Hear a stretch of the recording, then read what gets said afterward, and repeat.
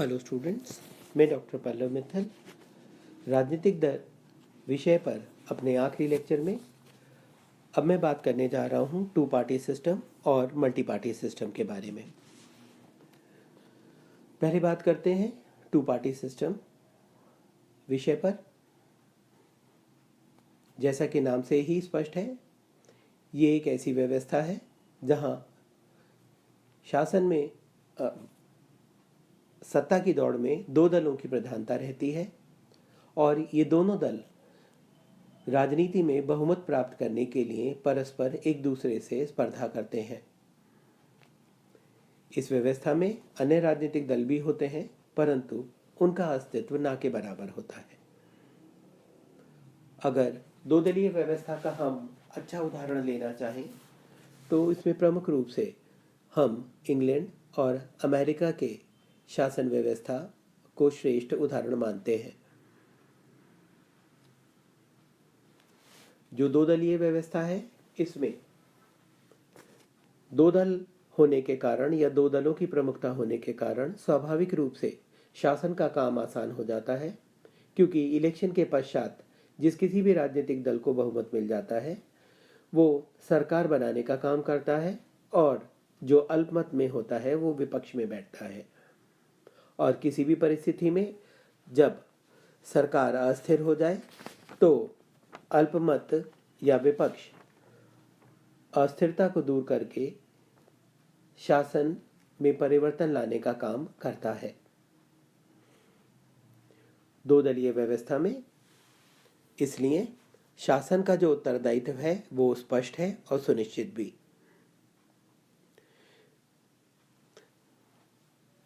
क्योंकि जनता के सामने दो में से चुनाव करने का विकल्प है, इसलिए ये व्यवस्था राजनीतिक प्रशिक्षण करने का भी काम करती है।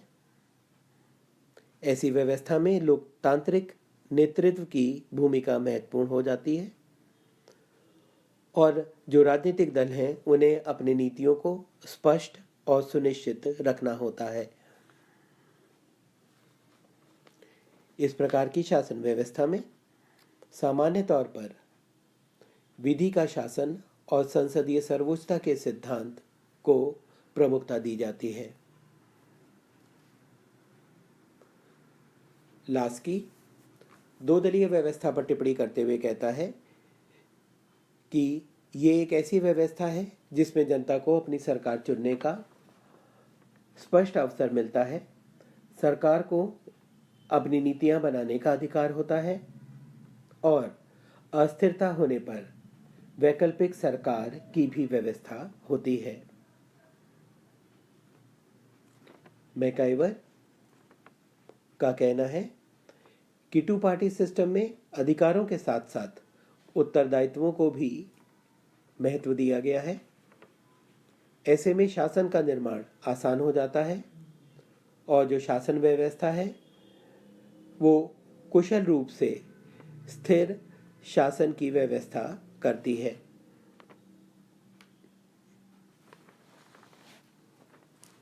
राजनीति में क्योंकि सत्ता को प्राप्त करने के लिए परस्पर प्रतिस्पर्धा होती है, इसलिए दलीय और राष्ट्रीय एकता बनी रहती है। सरकार के सिद्धांतों, प्रोग्रामों और नीतियों में एकरूपता रहती है और दलीय अनुशासन के कारण किसी प्रकार के वर्ग विभेद उभर कर सामने नहीं आते हैं। क्योंकि विचारों में चाहे मतभेद हो, परंतु दलीय अनुशासन के कारण जो जनप्रतिनिधि हैं वो दल के विपरीत जाकर मतदान नहीं कर सकते हैं। टू पार्टी सिस्टम में शासन में बैठे दल की स्पष्ट जिम्मेदारी होती है, क्योंकि विपक्ष हमेशा उनकी कमजोरियों की ओर संकेत करने की कोशिश करता है, उन्हें उजागर करता है और प्रतिस्पर्धा बनाए रखता है। क्योंकि जनता के सामने चुनाव में विकल्प होता है, अतः सत्ता का हस्तांतरण बहुत शांतिपूर्ण तरीके से हो जाता है। ये उदाहरण हम वर्तमान में किसी भी लोकतांत्रिक देश में जहाँ पर दो दलीय व्यवस्था है, चाहे वो अमेरिका है या इंग्लैंड है या इवन भारत के बारे में भी हम बात करें, तो सत्ता का हस्तांतरण बहुत आसानी से हो जाता है। परंतु आलोचकों का कहना है कि जो टू पार्टी सिस्टम है, इसमें कई बार अगर एक राजनीतिक दल को बहुत ज़्यादा बहुमत मिल जाता है, अर्थात दूसरे शब्दों में अगर उसे 3/4 बहुमत से भी ज़्यादा प्राप्त हो जाता है, तो शासन व्यवस्था अधिनायकवादी होने की संभावनाएं बढ़ जाती हैं। साथ ही ऐसी व्यवस्था में जो मंत्रिमंडल है उसका प्रभाव अधिक बढ़ जाता है और जो जनप्रतिनिधि हैं उनका महत्व कम हो जाता है। इन सब के अलावा क्योंकि सब कुछ चुनाव पर आधारित है, पार्टी के सदस्यों और कार्यकर्ताओं पर आधारित है, अतः सत्ता में आने के पश्चात लाभ के पद हमेशा अपने ही लोगों के बीच बांटने की प्रथा या परंपरा धीरे धीरे पनपने लगती है। इसे लूट प्रथा कहा जाता है और आलोचकों का कहना है कि ये व्यवस्था जो है लूट व्यवस्था को जन्म देती है। अब हम बात करते हैं मल्टी पार्टी सिस्टम के बारे में। मल्टी पार्टी सिस्टम वो है जहां पर बहुत सारे राजनीतिक दल हैं, परंतु कोई भी राजनीतिक दल स्पष्ट बहुमत से सत्ता संभालने की स्थिति में नहीं होता। ऐसे में कई दलों का मिलकर संयुक्त मंत्रिमंडल बनता है। ये दल आपस में परस्पर सहयोग करते हैं। ये व्यवस्था काफ़ी हद तक इंग्लैंड, इटली में, फ्रांस में, स्विट्ज़रलैंड में और वर्तमान में कुछ समय के लिए भारत की राजनीति में भी हमें दिखाई पड़ती रही है। जो मल्टी पार्टी सिस्टम है ये दो प्रकार का होता है। एक तो स्टेबल या स्थिर बहुदलीय व्यवस्था, जैसा कि स्विट्ज़रलैंड में, जहां social Democrat, radical Democrat, liberal Democrat और सोशलिस्ट पार्टी बिना किसी अस्थिरता के और अशांति के परस्पर सत्ता के लिए संघर्ष भी करते हैं, परंतु सहयोग करके सरकार बनाने का भी काम करते हैं। इसके विपरीत इटली और फ्रांस में राजनीतिक अस्थिरता और विघटन की स्थिति पैदा हो जाती है, क्योंकि मिलीजुली कैबिनेट के साथ कई बार काम करना मुश्किल हो जाता है। जहां कहीं भी मल्टी पार्टी सिस्टम होता है और शासन व्यवस्था अस्थिर होती है, ऐसे में सरकार का कार्यकाल छोटा होता है, क्योंकि परस्पर सहयोग और समर्थन विभिन्न राजनीतिक दलों की इच्छा पर आधारित होता है। इस व्यवस्था का दुर्भाग्य ये है कि ये दल बदल की राजनीति से प्रभावित रहता है और अस्थिरता उत्पन्न करता है। इससे सौदेबाजी की राजनीति का जन्म होता है। जो जनप्रतिनिधि हैं उनकी खरीद फरोख्त होती है और इसका प्रभाव सरकारी नीतियों पर पड़ता है। ऐसी मल्टी पार्टी सिस्टम में निर्दलीय सदस्यों का महत्व बढ़ जाता है और साथ ही इसलिए सरकारी नीतियों पर और विचारधारा पर इसका नकारात्मक प्रभाव पड़ता है। सबसे बड़ी बात यह है कि ऐसी व्यवस्थाओं में वैकल्पिक विरोध निश्चित नहीं होता और उत्तरदायित्व की भावना भी कम हो जाती है। एक तरह से देखा जाए तो मल्टी पार्टी सिस्टम जहां कहीं भी है और वहां पर राजनीतिक दलों का व्यवहार दबाव समूह की भांति हो जाता है, क्योंकि वो अपने वर्ग के या अपने दल के समर्थकों के हितों की पूर्ति का ही काम करते हैं।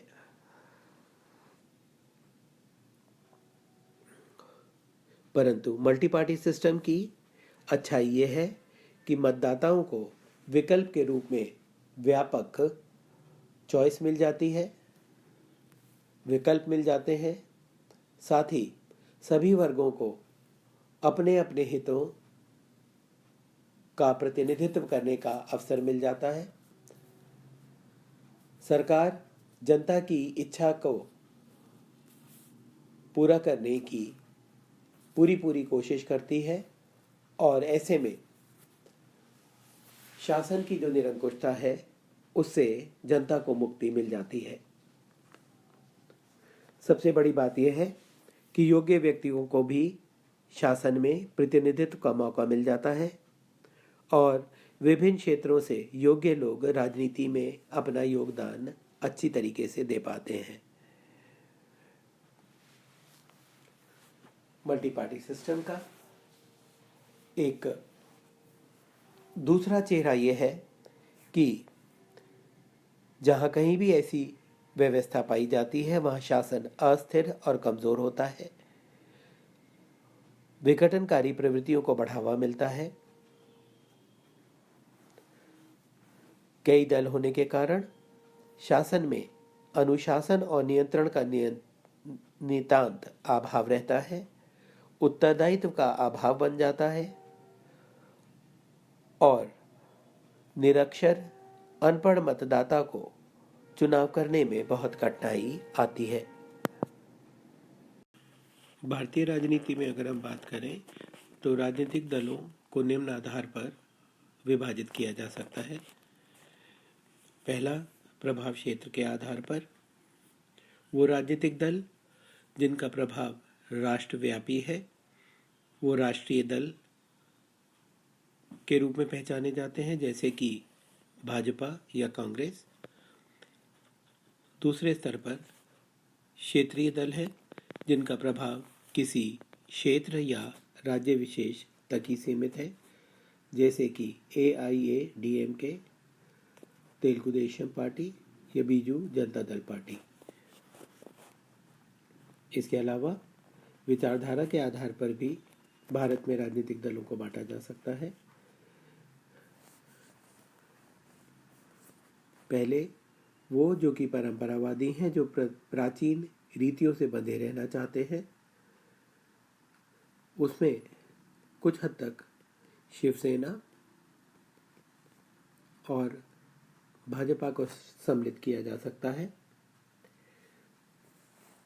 दूसरे दल वो हैं जिनको सो कॉल्ड उदारवादी दल कहा जाता है, जो वर्तमान शासन व्यवस्था में धीरे धीरे परिवर्तन लाना चाहते हैं, जिसमें कुछ अन्य राजनीतिक दल शामिल हैं। इसके अलावा विप्लवकारी राजनीतिक दल जो वर्तमान व्यवस्था के स्थान पर नई व्यवस्था को लाना चाहते हैं, जिनमें मार्क्सवादी कम्युनिस्ट पार्टी और भारतीय कम्युनिस्ट पार्टी को शामिल किया गया है। इन सब के अलावा अंत में मान्यता के आधार पर राजनीतिक दलों को विभाजित किया जाता है। भारत में वो दल जिनको निर्वाचन आयोग से मान्यता प्राप्त है वो मान्यता प्राप्त राजनीतिक दल है, और दूसरे वो राजनीतिक दल जिनका पंजीयन निर्वाचन आयोग के साथ है, इनको पंजीकृत राजनीतिक दल के नाम से जाना जाता है।